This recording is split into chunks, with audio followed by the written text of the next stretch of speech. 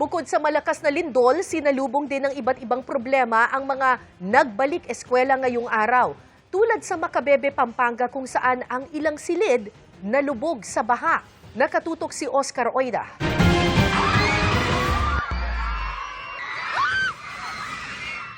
Nasa paaralan na ang mga guro at estudyante sa Mindanao. Nang yanigin ang ilang bahagi nito kaninang umaga. Kaya ang unang araw ng balik eskwela, nakansela. Habang sa Macabebe, Pampanga, pagkalubog sa baha ang dahilan kung bakit di magamit ang 5 classroom sa Kaduang Tete National High School. Dahil di mapakinabangan ang mga binahang silid, ipinatutupad muna ang shifting sa mga klase. Pero sa maraming paaralan naman, kakulangan talaga sa classroom ang taon-taong problema. Tulad sa Batasan High School na aabot sa mahigit 15,000 ang estudyante.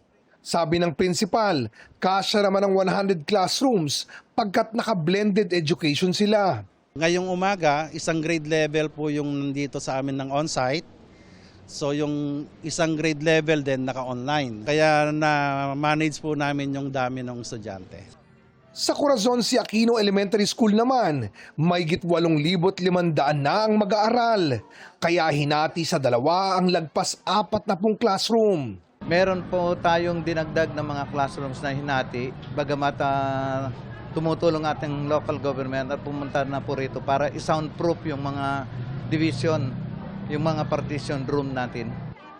Pero simple ang problema ng ilang mag-aaral. Ayaw sana nilang mawalay sa magulang.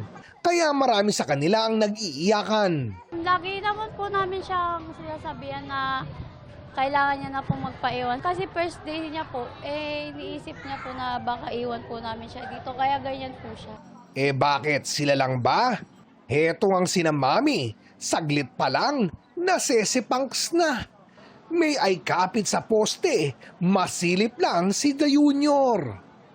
Kaya sa kalapit na footbridge, siksika ng mga inay na panay ang kaway sa mga anak kahit pa nasa loob na ng klase. Ang bata tuloy, napakawaybak pa. Ang sweet! Wala naman po, basta gusto ko lang po talaga siya tignan muna bago po ako umalis. Kasi hindi niya po alam yung room kasi transfer student po kasi. Kaya tinitignan ko lang po kung baka manibago, Tsaka baka maligaw po, hindi niya po kasi alam dito. Mami, pagdating sa security, di naman daw dapat mag-worry dahil sa mga gwardya at police help desk nakasangga sa pagbabantay.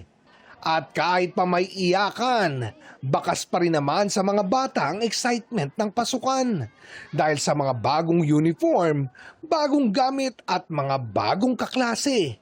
Sa bagong ipapatupad na 3-term academic calendar, handa na ba ang lahat? Ang ganda ng 3-term na gagawin yung instructional block na inaabot ng 60 to 65 days na kung saan ito ay wala pong disruption of klase. Tutok na tutok po yung teacher sa pagtuturo, ganon din yung mga bata. Then doon naman po sa end of block, doon na po papasok. Oscar Oida, nakatutok, 24 oras.